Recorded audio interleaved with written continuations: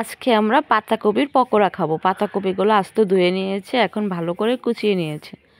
Hello viewers, আসসালামু আলাইকুম। সবাই কেমন আছো? আশা করি ভালো আছো, আমিও ভালো আছি আলহামদুলিল্লাহ।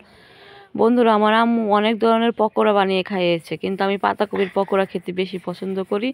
এই বছর খাওয়া হয়নি, তাই আমার আম্মু বলছে তোমাকে আজকে পাতাকপির পকোড়া বানিয়ে খাওয়াবো। তাই পাতাকপিগুলো ভালো করে কুচিয়ে নিয়েছে, এখন একটু লবণ দিয়েছে, লবণ দিয়ে ভালো করে কষলিয়ে একটু মজিয়ে নিবে। গায়ের একটা এক্সট্রা পানি থাকে, সেই পানিটা ফালিয়ে নিবে। এই যে পানিটা ভালো করে কষলিয়ে নিয়েছে, কষলিয়ে ফেলে নিয়েছে। দিয়ে দিচ্ছে ধনেপাতা কুচি, দিয়ে দিচ্ছে কাঁচা লঙ্কা কুচি, দিয়ে দিচ্ছে পেঁয়াজ কুচি, দিয়ে দিচ্ছে স্বাদ মতো লবণ, দিয়ে দিচ্ছে হলুদের গুঁড়ো, দিয়ে দিচ্ছে ধনের গুঁড়ো। আজকে চালটা বেটে পাতাকপির বড়াটা করবে, তাহলে একটু মুচমুচে হবে, খেতে অনেক দারুণ লাগবে। এই যে দিয়ে দিচ্ছে চাল বাটা, দিয়ে এখন ভালো করে ডোটা করে নিবে। মার মন তো, মা কোনটা থেকে কোনটা খাওয়াবে তাই নিয়ে সারাদিন ভাবে। তোমরা কে কে আমাদের মতন পাতাকপির পকোড়া খেয়েছো বা খাও, আমাদের কিন্তু কমেন্টস করে জানিও।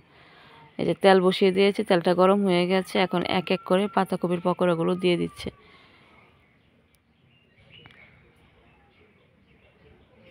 এই যে ডোটা কিন্তু এমন হয়েছে, ডোটা কিন্তু তোমার বেশি নরমও হয়নি, বেশি শক্তও হয়নি, এরকম মিডিয়াম থাকবে।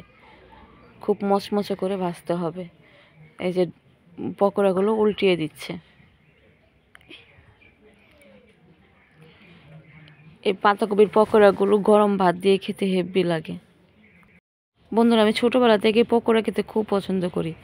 ধরো পাতাকপির পকোড়া, মূলার পকোড়া, পেঁপের পকোড়া, চিকেন পকোড়া, এগুলো খেতে খুব পছন্দ করি। তাই আমার মা এই শীতকাল আসলেই চুলার পরে বসিয়ে বসিয়ে গরম গরম বানিয়ে দিবে। এই দেখো বড়াগুলো হয়ে গেছে, লাল লাল করে ভেজে নিয়েছি, একটু তেল নিংড়িয়ে নিয়েছে। দেখো পকোড়াগুলো কেমন হয়েছে, কতটা লোভনীয় হয়েছে। এই যে সব করা পকোড়া নামিয়ে নিচ্ছে। এই যে দেখো, তোমাদের একটা ভেঙে দেখাবো কতটা মুচমুচে হয়েছে, দারুণ হয়েছে খেতে। তোমরা যারা খেয়েছে তো জানোই তার স্বাদ কীরকম, আর যারা না খেয়ে থাকো একদিন কিন্তু বাড়ি অবশ্যই বানিয়ে খাবে।